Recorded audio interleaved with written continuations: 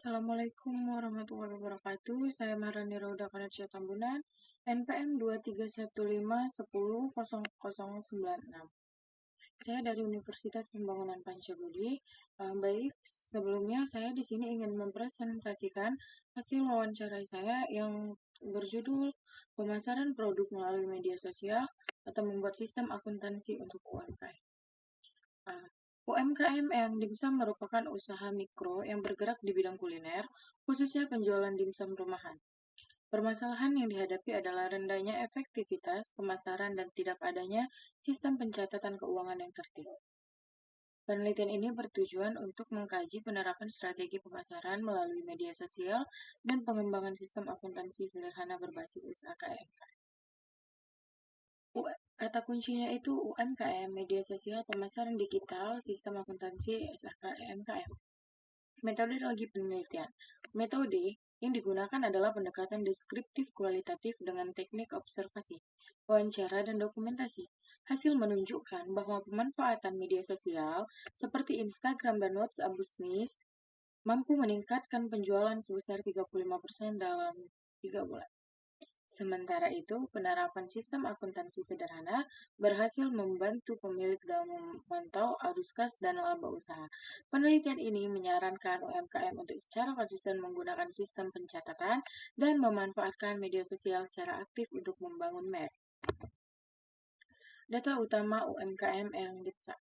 Namanya usahanya itu adalah Eyang Dimsum, berdiri pada tahun 2016. Nama pemilik usahanya itu Ibu Laura Febriani Mukris. Alamatnya ada di Jalan Perhubungan Tembung, Kecamatan Percut Setuan. Jenis usaha dimsum frozen. Karyawan tetapnya itu ada 20 orang, karyawan tidak tetap ada 16 orang. Strategi pemasaran. Instagram, WhatsApp bisnis, dan pernah pakai iklan berbayar tapi hanya beberapa kali. Sistem akuntansinya memakai aplikasi akuntansi pribadi. Kesimpulannya itu, media sosial meningkatkan penjualan sistem akuntansi, membantu pemantauan keuangan, digitalisasi penting untuk kemajuan UMKM. Sarannya itu ialah gunakan media sosial secara konsisten, terapkan sistem pencatatan sederhana, ikuti pelatihan digitalisasi.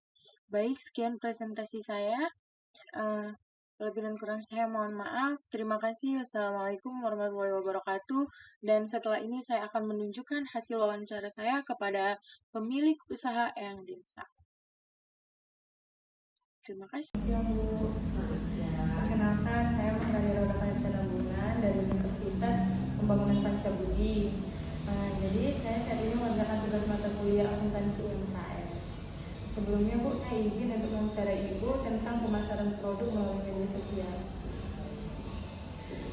Pertanyaan pertama itu, yang dimsum ini dia masuk ke jenis usaha apa ya Bu? Yang dimsum ini dia usaha produksi dimsum frozen. Makanan beku ya. Jenisnya dimsum.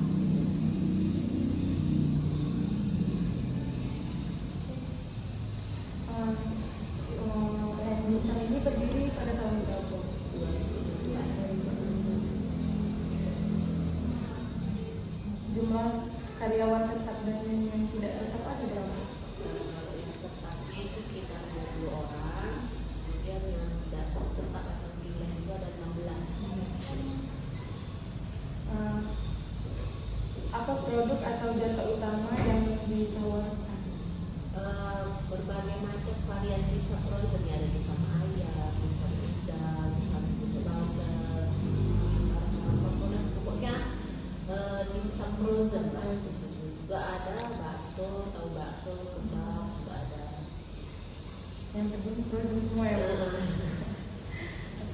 Selanjutnya, apa saja media sosial yang Ibu gunakan untuk memasarkan produk?